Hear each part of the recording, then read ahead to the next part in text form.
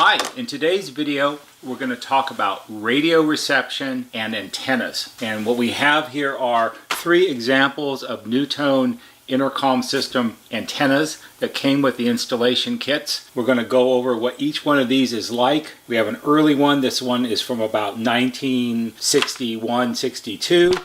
And this is a mid-70s one, and this is an 84 or later antenna kit. And these all came with the installation kits that came when you bought your roughing materials for your intercom system that you were putting into your house that you were building. I get a lot of calls from people every week about radio reception problems. They have poor reception, or they can't get the station they really want to listen to, or all of a sudden they have a lot of static or noise on their reception. And while sometimes it has to do with the equipment itself, because oftentimes we're talking about systems that are 25, 30 or more years old, and aging systems can have problems with their tuners and so forth. Sometimes it has to do with the location and also with the antenna that's in the house. The things you have to understand at the beginning point here is that radio reception is more art than science. Sure, there are a lot of formulas that you can use to calculate what kind of antenna you should have and where it should be placed and how high off the ground is and all those kind of things, and those are for ideal situations. But when you're building a home and you have an intercom system in your house, you're limited to basically the attic space that you have to put the antenna in. There are things you can do to try to improve your reception if it's poorer than you think it should be, or if it's poorer than what you get on other radios in the house that are using antennas. But you do have to realize that, again, it's more art than science. There are no things that you can do that are certain to improve it. It's a trial and error process. There are some logical things that you can do which will probably give you some improvement. People ask me all the time, well, what should I do? What's the best thing I can do? And the best thing you can do is to do the thing that gives you the best improvement. And there's lots of different ways to do that. So there is no exact answer for it. It's a trial and error process, and what works best in your house may not work very well in your neighbor's house, and he's just 40 or 50 feet away. There's a lot of variations, there's a lot of randomness to how the whole thing works out, but we'll go over some of the things that you can try, and if you're a little bit lucky and a little bit diligent, you'll be able to get that favorite radio station that you're looking for. Take a look at our three different antennas, because this spans a wide range of antennas that NuTone made, and they're good examples of what you can expect to find, and we can see how things changed over the years. So this first antenna kit here, this is an early 60s antenna kit, and this is from a NuTone model 2561-62, and yes, this is an actual genuine FM antenna installation kit. And this is what came with your wall housing for your master station. This is new old stock and vintage, which is kind of cool. And what's nice about it here is that they have some really well written instructions that came with it to give you some idea, or give the installer some idea of what it was they should be doing with this. And like a lot of times, sometimes going back into the history of things will give you some insight on what you could be doing that might help improve your system, even if it was installed in the mid-1990s. It says here, installation instructions for FM attic antenna. Note, this all direction type antenna can be installed in one of the following methods for best reception. So they're giving you two different choices, two different ways you can do it, looking for that best possible reception that you can get. The antenna has a 25-foot lead-in attached and may be increased by adding standard 300 ohm twin lead, and then in quotes, TV antenna wire. And the flat twin lead, that's the brown part here, right here, and anybody who's ever had a house built or wired a house before cable TV existed, this is what you would have run from your master antenna, which was either on the roof or in the attic, and then down to each spot where you could hook up a television to it. It's just standard 300 ohm flat twin lead. It's been the standard for antennas for a really long time. Nowadays you don't see this much anymore because everybody uses coaxial cable. But there is no real substitute for this, and this is commonly available. You can buy it online, buy it from Amazon. You used to be able to buy it from Radio Shack. I think I still have a part of a 100-foot roll in the service van that you never know when you might need it. So 300 ohm always been kind of the standard. So back to our instructions. It shows here in the diagrams a couple different ways you can do it, but let's look at the antenna itself because that's going to actually give us more clues. Let's move these out of the way. We'll talk about what this is in a minute. So here's our installation kit. We have our 25 feet of flat 300 twin lead antenna cable, and this is our leader. Let's go ahead and open this, take this rubber band off, and this is 25 feet. It's very long. And this is what runs up the wall from the master station and then up into the attic. And then at the other end, you have this mess. And it looks like a mess, but it's really not. So what you have here is, you have a junction or a splice point here on the end of the leader wire. And then there are two red wires attached to it. And then there's a short piece of 300 ohm twin lead, and at the end of that is a pair of yellow wires.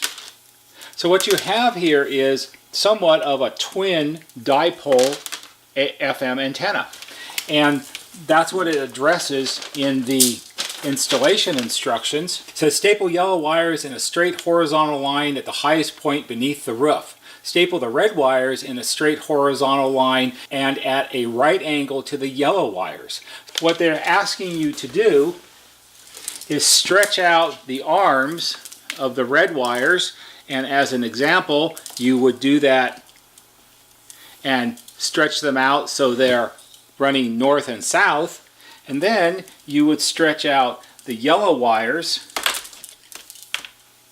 and they would run east and west. So they're perpendicular to each other, not parallel to each other. So you're covering all directions with your twin lead antenna. And that was the idea of it, was to give you maximum coverage to capture as much of the radio signals as you possibly could. And that was the preferred way to do it when this set was designed. Now, along with this, you have this little packet of blue wire here. And the blue wire is your AM antenna wire. Now, back in the old days, when NuTone first started making intercom systems in 1957, all the way up through about the end of 1965 or so, you had both FM antennas, which is the double dipole antenna, and you also had separate connections for an AM antenna. And the blue wire is your AM antenna. And the very best AM antenna that you ever can possibly have, especially if you're installing it in an attic, is about a 40-foot long piece of 22 gauge stranded wire. And you string it across in a straight line normally through your attic, and then it goes down to your master station and connects onto the dedicated AM antenna terminals. Now, starting in the mid-70s, AM antenna terminals disappeared on NuTone intercoms, and antennas became AM/FM dipole antennas. And it wasn't until 1994 that we had separate AM antenna terminals on sets again. Jump ahead a little bit, and now it's 1975. And in 1975, this is the antenna installation kit that came with the rough end or your wall installation kit for, say, a NuTone IM303 or an IM406. And this might look somewhat familiar to you because we still have our 300 ohm brown flat twin lead antenna leader, and I would say it's roughly 25 feet long. And on the end of it, we have our yellow wires to make our dipole antenna. We'll stretch these out, but gone are the second set of red wires. So we only have leads that will go in one direction. However, what they did was they made the yellow leads much longer. They're about twice as long as the original design. So this would allow you to run part of it. Say you fastened it here at the hub, you could run half the length north and south, and then make a right-hand turn and run the other part east and west. So you were still trying to achieve the best coverage that you possibly could. This is very common, and these were in use, this design was in use all the way until 1984. And in 1984, NuTone came out with this. This is a much more compact, manufactured AM/FM dipole antenna, and again it has a long leader on it, which you can see will coil it off here on the floor. It's about 25 feet long. It's still made up of 300 ohm flat twin lead antenna wire, but now we have this translucent cover instead of brown. Personally, I always like the brown better, and in my experience, the brown flat twin lead has more copper wire in it, which makes it a better antenna than this stuff did. Here at the end, we have a hub, and we have our two leads that come off, our two arms for our dipole. These are also made out of 300 ohm flat antenna lead wire, and in some of the early designs, the top lead is cut in the center of the hub, and then later it was connected through to give the antenna more length, which gave you better reception. Here you can see, here's our example house. So it's a nice 1965 or 1975 or 1985 house, and it's a nice 1800 square foot ranch style house, just like you would see all over the place. And here we have a drawing of the interior framing of part of the house, and here we have this green box. This is our wall housing for our master station. That's where the master station is going to go. And up above it we have our attic space, and of course we have a nice brick chimney up here because it's going to be a really swanky house when it's all done. So during the installation of the intercom system, the installer comes out and he has his installation kit. He has the wall housing for the master station, and he's got the rough-in frames for the room speakers, and he's got a lot of rolls of wire, and he has to run wires throughout the house to hook up all the remote speakers, and this is all done while the walls are opened up and everything is accessible, and it's the ideal time to do it. Part of the installer's job is to install the antenna, and that's usually the last thing that an installer will do. Why is it the last thing? I don't know. It was always the last thing that I did on an installation. I think it was because you didn't want to have to work around the antenna while you were pulling all the other wiring. It just always seemed like the logical thing to do. Now this installer is lucky because he has a really big attic to work in. So there's a lot of opportunity to put the antenna. The way an installer will do this is he'll take his antenna that comes with the installation kit, or I should say, this is how an installer is supposed to do it, because it doesn't always get done this way. But we'll look at it in the way that NuTone said it should be done. He'll take his antenna that came with the installation kit, and he'll start it here at the master station, and he'll run it up the wall, through a hole in the top of the wall into the attic area.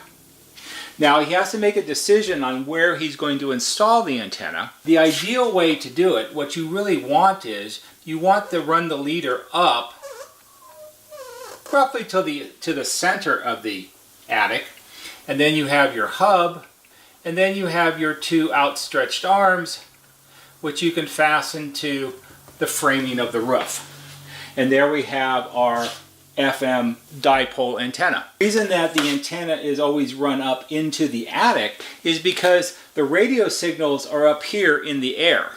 They're not down here on the ground, and they're not here at the normal height of your master station. Antenna signals fly through the air. So we want the antenna as high up in the attic as we can possibly get it.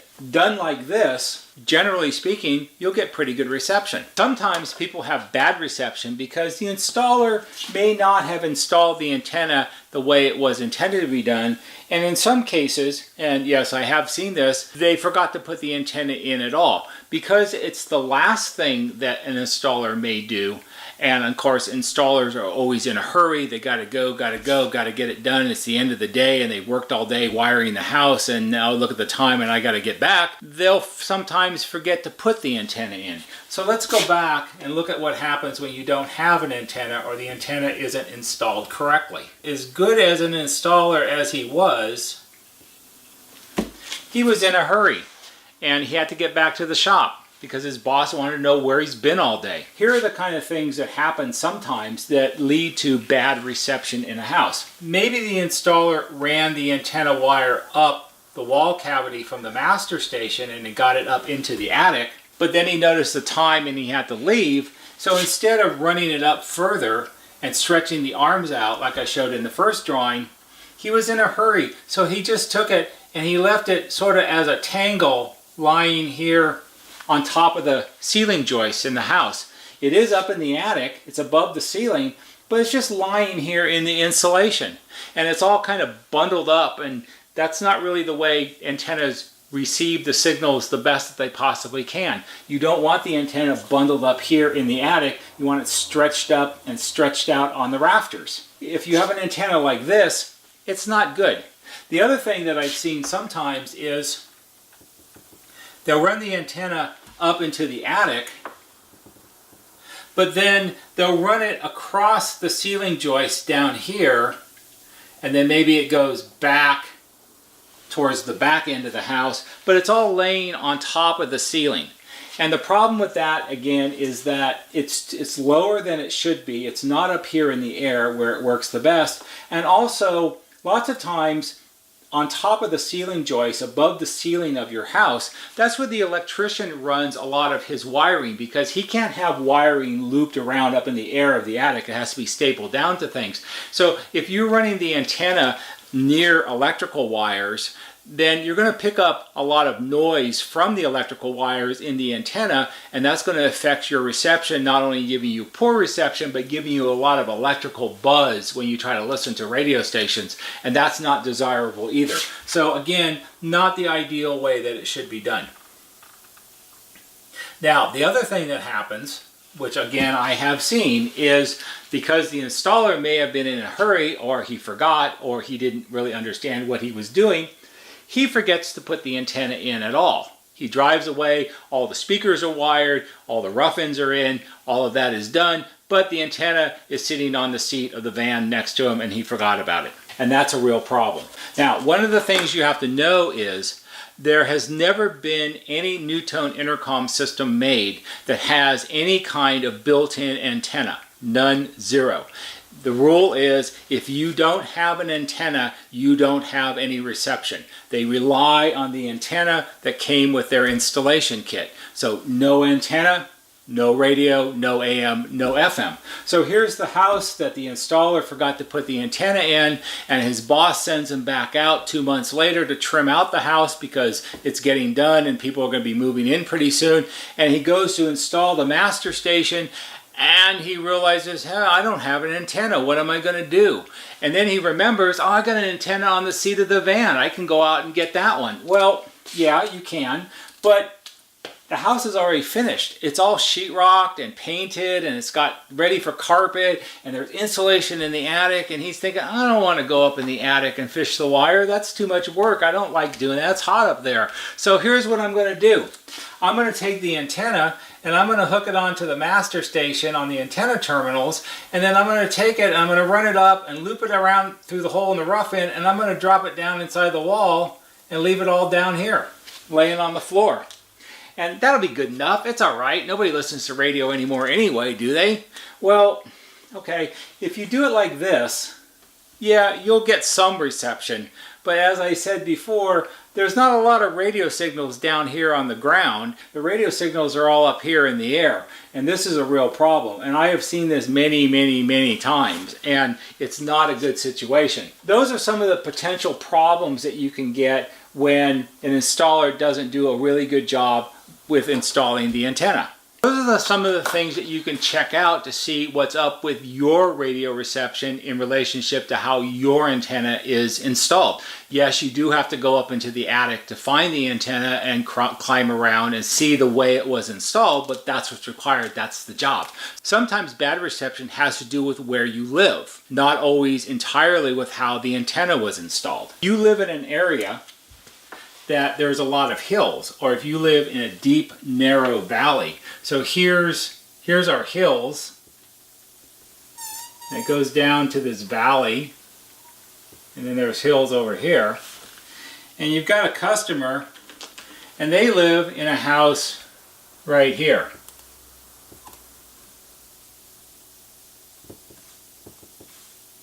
And we got some birds, because it's a nice little house. But look where the house is. The house is way down at the bottom of the valley.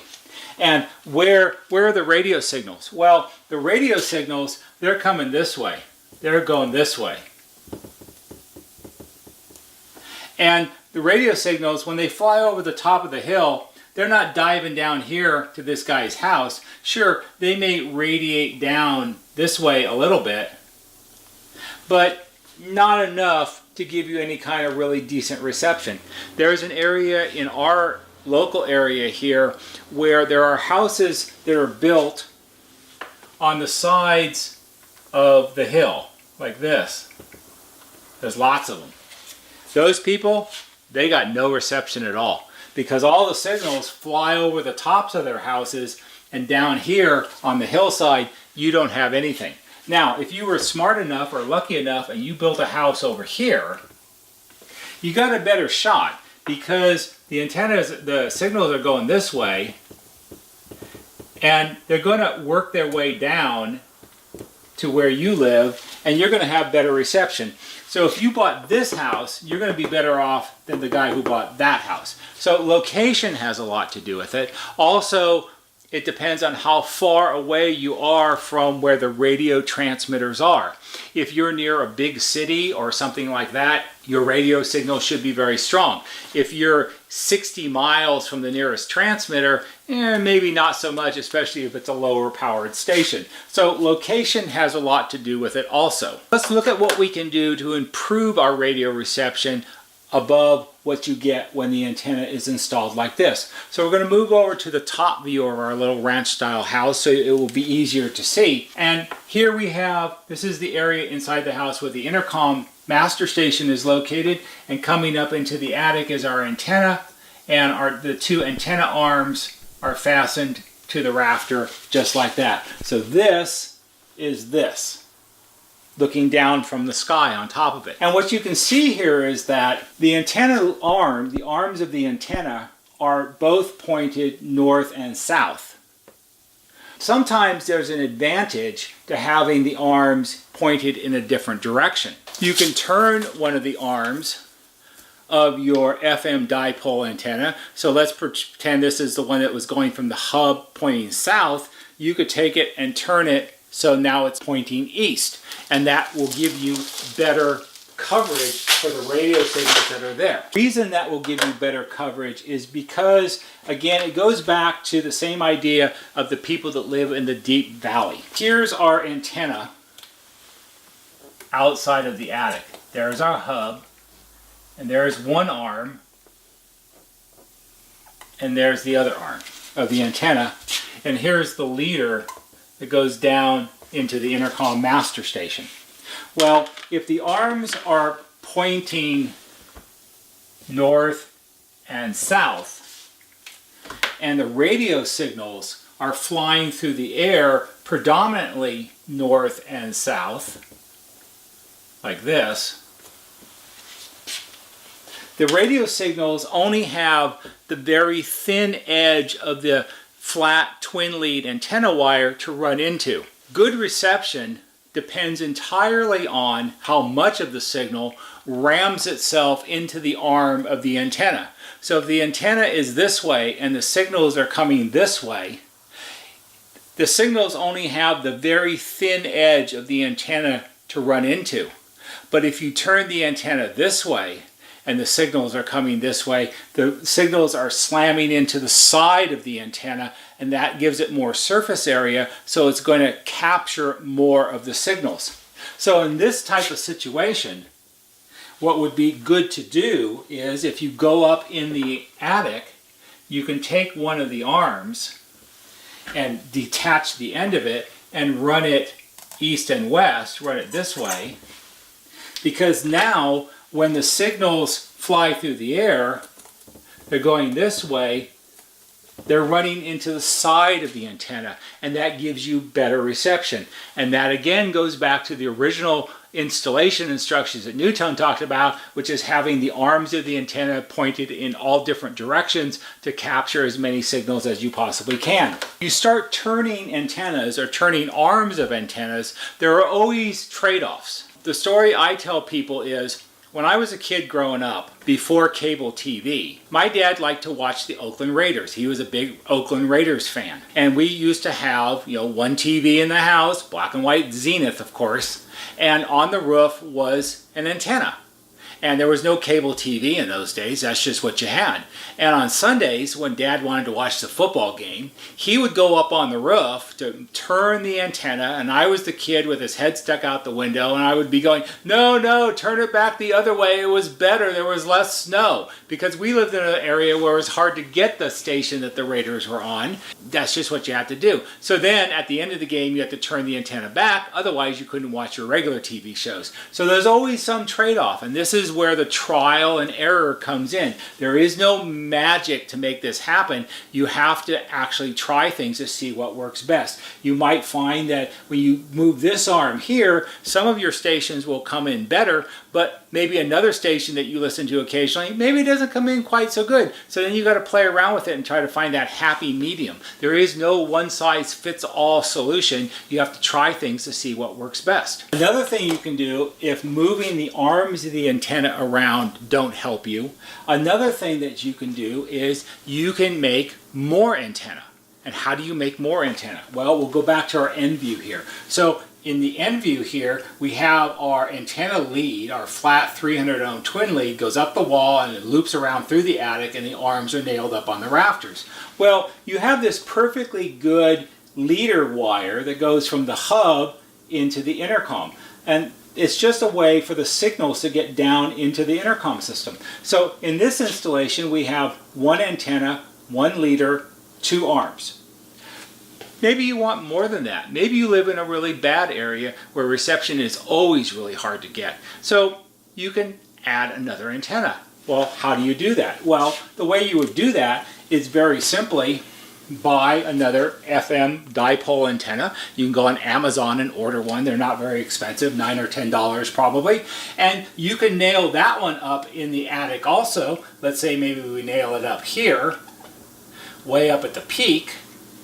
And it's going to have the two arms, and it's going to have a leader, and the leader is going to come down, and you're going to splice it in to the original leader that came up from the master station in the house. So what you've done here is you've now doubled up your antenna. You have two antennas in the attic, and again it goes back to the basic principle: the more signal you can capture, the better reception you're going to have. So two antennas are going to capture more signal than one antenna does. Now, you can't go crazy with this. There is a diminishing return. It's not like, so if you put two antennas, maybe you get slightly less than double the reception that you had originally.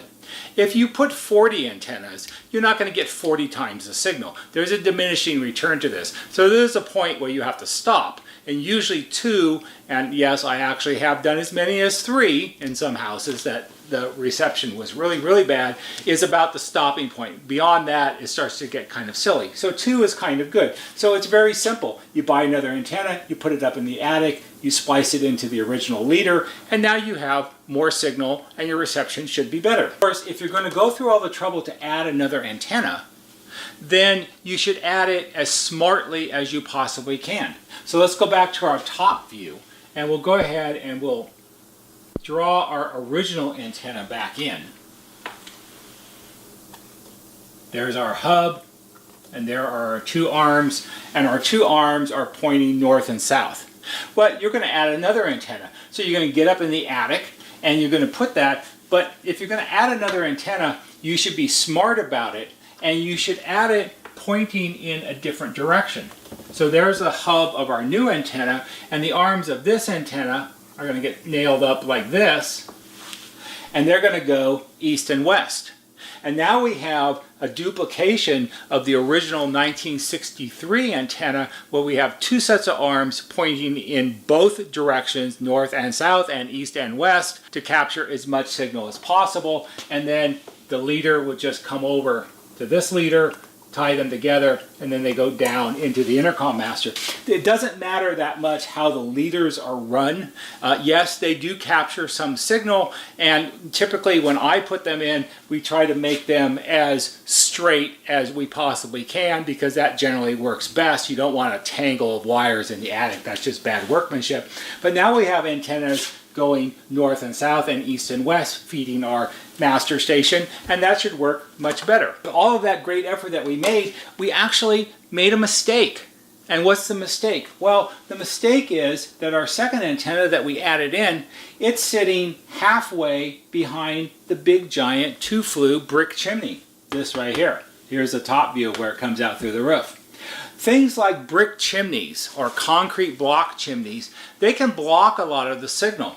And what you don't want is you don't want to put the antenna right behind it, because if there are signals that are coming this way through the air, if they're going down this way, when they hit the brick chimney, they're not going to get by it. It's going to get stopped and they're going to scatter. And that means on this side of the brick chimney, the reception is going to be really poor. I'm sure everyone's had an experience back in the old days before phones, when you had little pocket transistor radios, that you would walk in front of a big building or a stone structure or something like that and you lose your station. It's because the stone blocks the signal. So we need to be smarter than that about our second antenna. And what we're going to do is, now that we've realized that we made a big mistake, is we're going to move it, and we're going to find a place to put it that's further away. Because in this layout, there's lots of ways you could do this. You could run the second leader, it could go all the way over here, and then we could nail up our arms this way. That would be okay also. You can make the leader as long as you want to. It's just more work, and you might have to buy some extra leader to do that with. But if the goal is to get better reception, that's perfectly acceptable. So you can do that any way that you think works best in your particular attic, and also that gives you the best end result, because remember, this is more art than science. You have to try things to see what works best. Another thing that you have to take into consideration if you're thinking about improving the reception on your system is what kind of roof covering do you have on the outside of your roof. You know, back in the old days, people had cedar shake roofs, or they had composition asphalt shingle roofs, and those are all great. But starting around in the late 80s or so, one of the new roofing products that was very popular were concrete tile roofs. And concrete tile roofs created a lot of problems because they're made out of concrete. And concrete is a lot like brick. Houses with concrete tile roofs will sometimes have 25–30% reduction in signal strength inside the attic, because the concrete tile is blocking the radio signals from getting through. And that's a real problem. There is no real good solution for that, because the roof is what the roof is. I remember back in the early 90s, I got called out to a set of model homes that were being built in sort of an outlying area of the Bay Area. And back in those days, we referred to it as the frontier.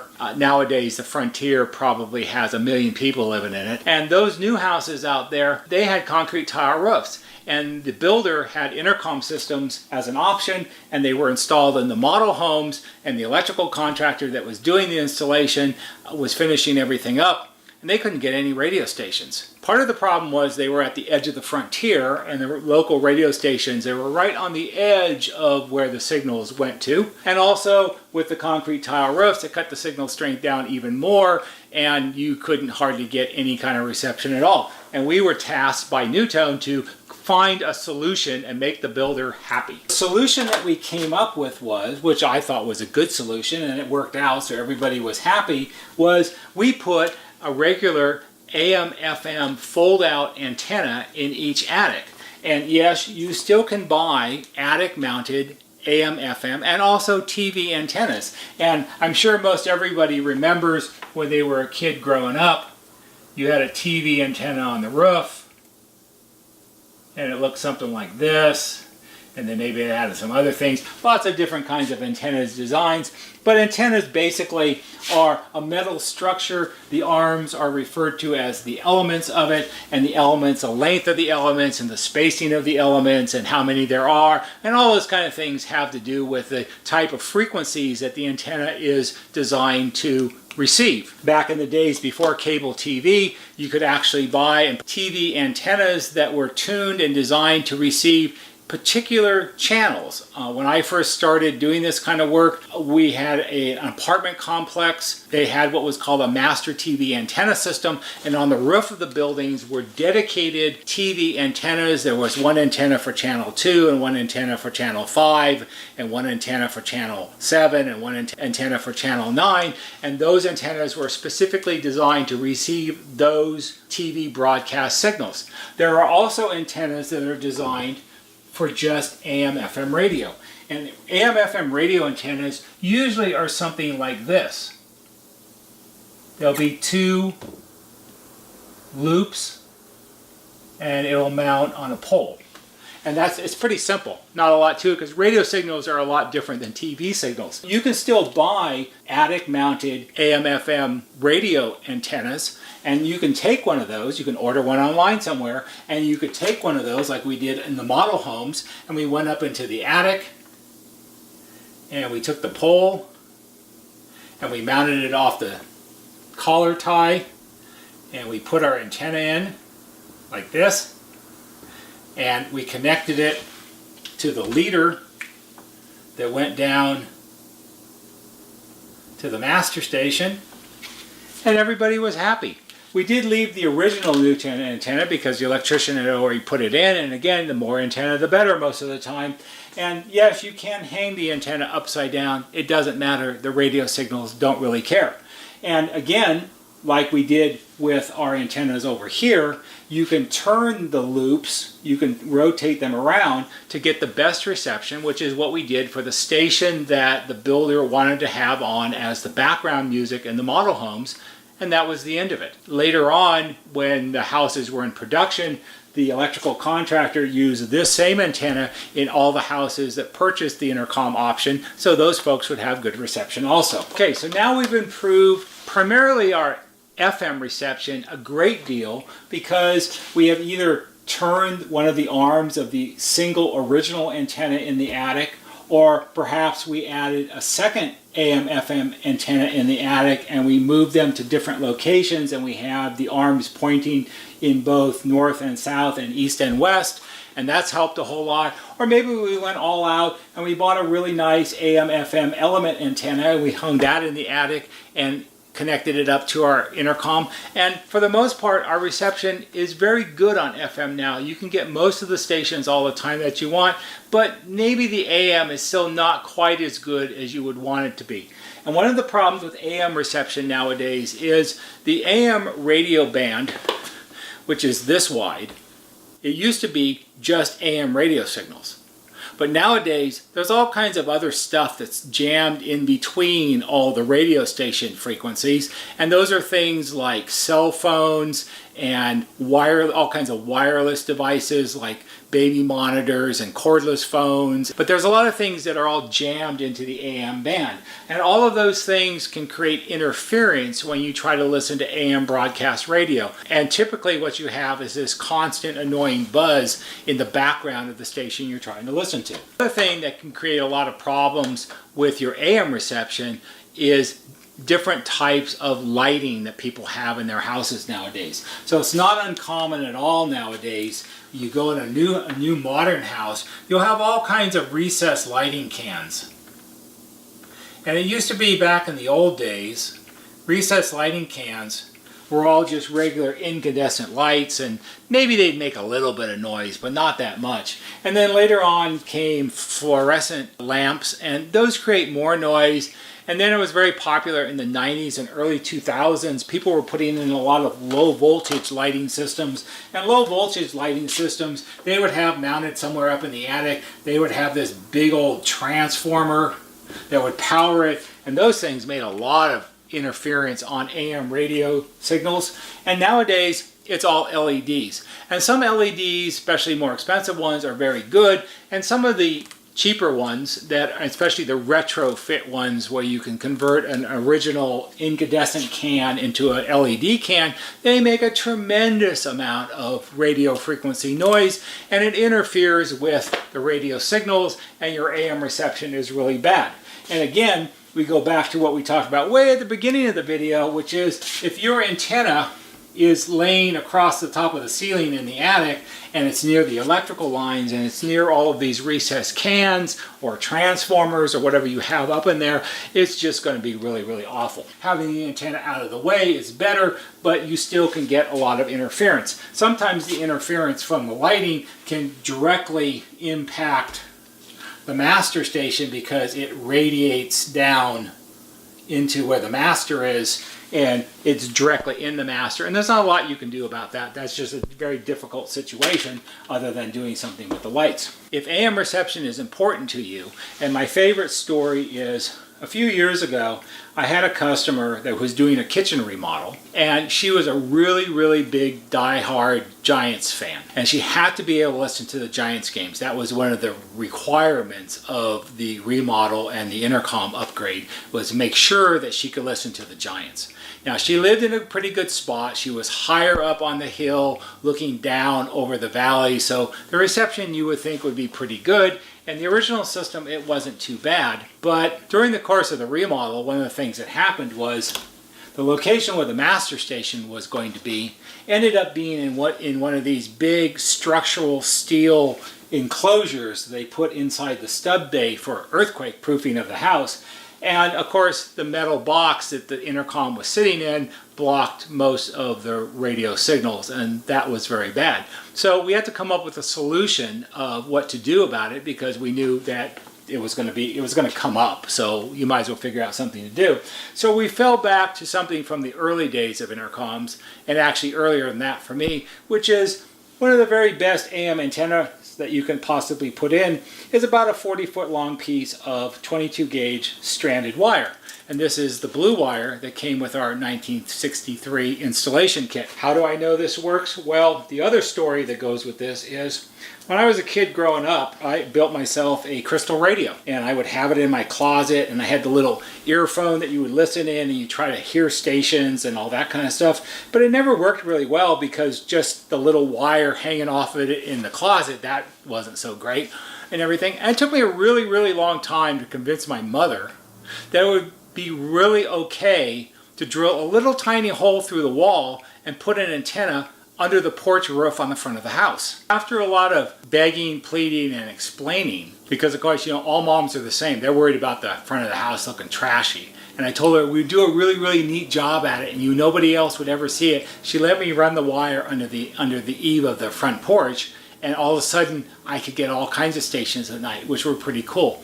So a 40-foot straight line piece of wire has always been a really excellent AM antenna.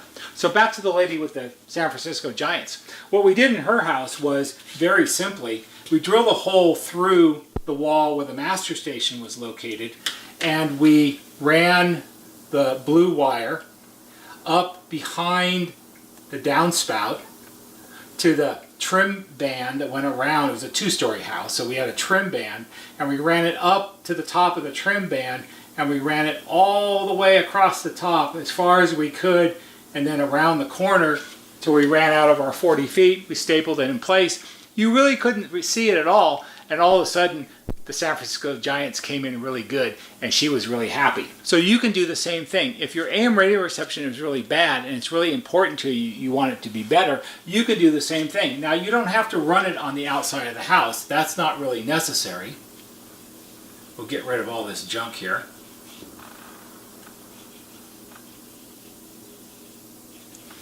And we have to put our FM leader back in, because we just lost all our FM reception. What you can do is you can run your 40 feet of 22 gauge stranded wire up the wall into the attic, and it comes out right here, and all you have to do is run it all the way across the attic. Now, if you stay down from the chimney, down this side of the roof as much as you can, without going too far, you typically keep it above half, the chimney probably won't affect it that much. It's sometimes difficult when you have a chimney right in the middle of the house. You have to work around things the best you can, but you certainly can run the long wire, and that will improve your AM reception a great deal also. If need be, if your house isn't long enough or there's some other obstruction in the way, you certainly can make a turn and go this way also, that won't hurt anything at all. I forgot, there's one more part. I forgot about the guy with the antennas lying on the floor. In some situations, if you remember, we talked about how sometimes what you'll find is the antenna was laying here down on the floor of the wall cavity, which is not good at all. Now, if you have a single-story house like this, you could conceivably climb up in the attic, find the holes in the top of the wall that all the intercom wires go up through, and fish the wire, pull the antenna out and fish it down from the attic and put it up here in the attic like it's supposed to be. But what if you have a two-story house? What if instead of this being an attic, this is a finished area of the house, the living space, and there's no place to go. You can't get up there. You can't get the antenna up here. So what do you do? Because you got to make it better than this, because this isn't working for you at all. Well, here's what we do. Take the antenna off the floor, and the goal is to get the antenna up here, up as high as you possibly can. Now you're limited because here you have the ceiling and here you have bedrooms up above. So there's no attic. You can't get up in there and pull the antenna up. It's never going to work, trust me. Everybody thinks it's easy, but there's no access, so there's no way to do that. So what are you going to do? Well, you have some height here. You have from the top of the rough-in or the wall housing to the ceiling. And typically in most houses, this is going to be about 4 feet. 4 feet is better than nothing. 4 feet here is better than 0 down here on the ground. So what you do is you want to get the antenna up in the attic. Now it's not going to be any good to take the antenna and it's connected to the intercom and you stuff it up through the slot in the rough-in and it's all lying there on top of the rough-in, because that's not very high either, and it's still all bundled up. And as you would have seen in the other parts of the video, antennas want to be stretched out and opened up so they can capture whatever signal is really there. So the goal is to get it above the intercom, up in the wall cavity that's available, and get it spread out as much as possible. The way we do that is something that I call rick-racking. And I don't know why I call it that, but that's what I've always called it. So what you need is, you need your antenna, and you need some cardboard, because you need to make some cardboard strips. And the reason you use cardboard is because we're going to stuff the cardboard up through the slots in the rough-in, and we're going to stuff them up in the wall. And the cardboard is bendy, so you can curve it and get it up in the wall. Trying to use a wooden stick or a dowel, that doesn't work very well. And whatever it is, it cannot be metal. It has to be something like cardboard. Wood would be okay, but cardboard is easier, and everybody's got cardboard boxes. So what you need to do is you need to measure the distance between the top of the rough-in and the top of the wall, and you can just use a tape measure and make your best guess. And then what you're going to need is you're going to need 4 strips of cardboard this length. So let's say it's 48 inches, so you need 4 pieces 48 inches long, and they need to be about 2 inches wide. So we're just going to draw those here.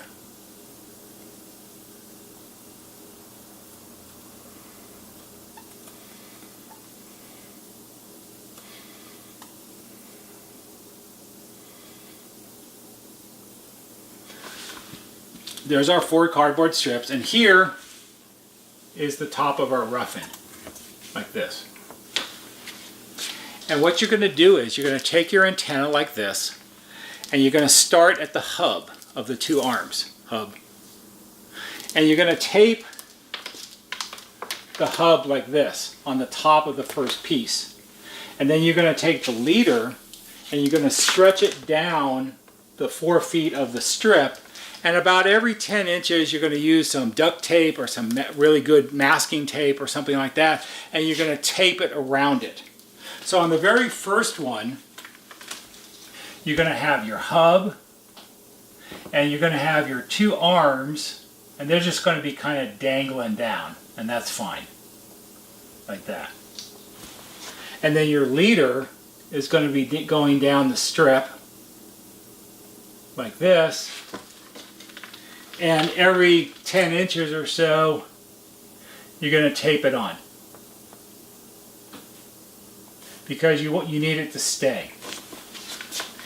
And then you're going to allow for 4 feet of loose antenna. So we've used up 4 feet so far. So 4 feet of loose antenna is going to loop up, and then it's going to go down the second one. And on the second one, you're going to tape it also. And then it loops around and goes up and then back down on the third one and goes back up and loops down on the last one, and then the remaining of the leader goes down into the wall housing. And these are all taped on.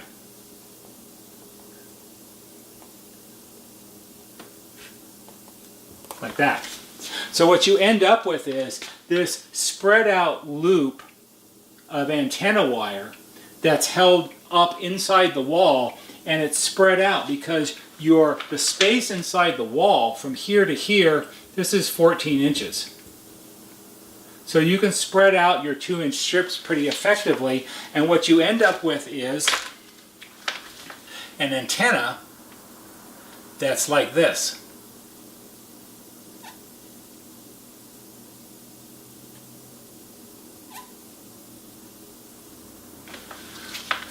And the antenna is woven up and down and up and down and up and down in the wall cavity above the master station, and then the end of it, the part that connects to the intercom master station, this end is hanging down inside the wall housing.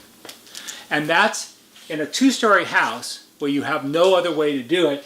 This is the best you possibly can do. There isn't much better you can do than this, but you've achieved something that's much better than having everything coiled up here down on the floor.